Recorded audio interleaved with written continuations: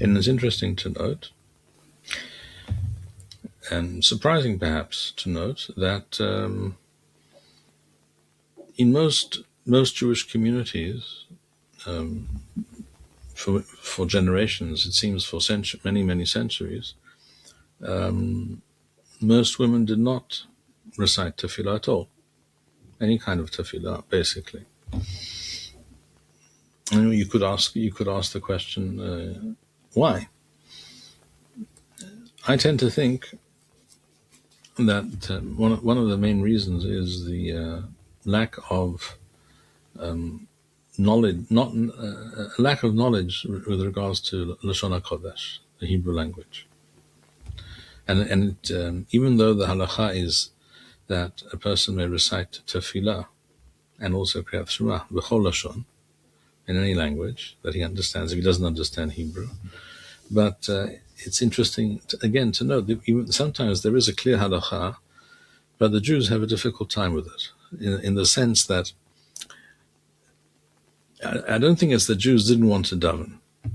I don't think it's that women didn't want to daven, for example. But I think it was the case that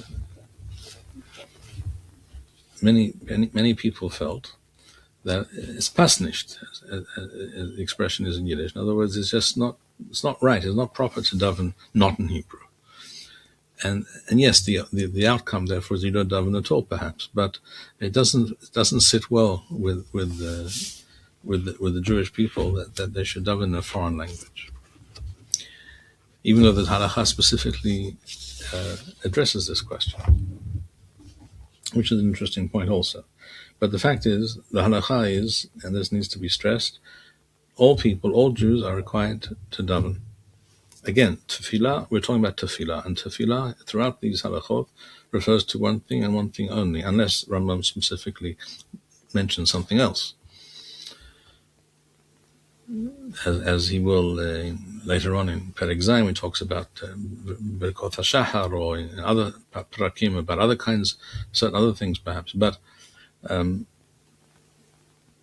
general, tefillah refers to one thing, Shmoneh Esreh. Either the full version of Shmoneh Esreh Brachot, or what's called Havinenu, a short version, which is essentially Sheva Brachot, 7 Brachot, 3, one middle bracha, which includes all the others, and then the last 3, or whatever. But Tefillah refers to Shmoneh Esreh. And men and women are required to do so. And one could also, in earlier times, one could make the excuse, perhaps, which was based on the reality that there were many periods of time when many people, particularly women, could not read. And they didn't know these things, they didn't have the opportunity to learn them by heart. Although, you may ask yourself, why not? You could teach these things to young children, as is often the case today. You hear children learning in school, in kindergarten already, they recite every day certain things, they know them by heart within days, within weeks. But the fact is that perhaps we're more successful in some of these things today than in earlier generations. That's also possible. Not everything is always worse today than it was in the past. Sometimes it's the other way around. And it seems to be the case that literacy was also part of this equation. There were also men who didn't. There were situations, there were generations, there were communities where some of the men, perhaps a limited percentage of them, but some of the men couldn't read very well or not at all either. Although, again, that was not the norm. The norm was that boys are hayavim b'tamud Torah, and they were sent to school and they were taught to read, and they could read, and they were required to read. But keep in mind again, even though a man knows how to read Hebrew and can recite the tefillah either by heart or from off the page of a siddur, or the same applies to Birkat HaMazon, for example, which is most definitely Minat Torah, by the way, that doesn't mean necessarily that he will understand what he's saying. Many Jews, for the purpose of this discussion, let's say men, in many communities around the world, shall we say 200 years ago, 300 years ago,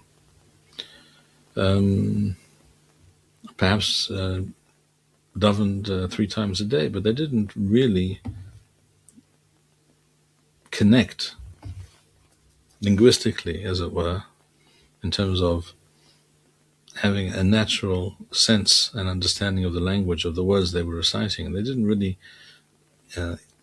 internalize what they were saying. It was just something they parroted. Is that good? No, obviously not. Is that how it should be? Obviously not. But that's better than nothing. It's better than a Jew not knowing even how to recite it Ba'al Peh. Even if you don't understand it, at least you know there's something called tefillah and you know how to recite it. And maybe, B'ezrat Hashem, if you don't understand it today, maybe next week it will be explained to you and you'll understand more. Although, clearly, as we mentioned, Chazal did not think that that is how tefillah should be. That is why Chazal, as we will see, the tefillah, the halacha is that Kriyat Shema and tefillah are to be recited by a person who does not understand Lashon HaKodesh and therefore doesn't understand what he's saying.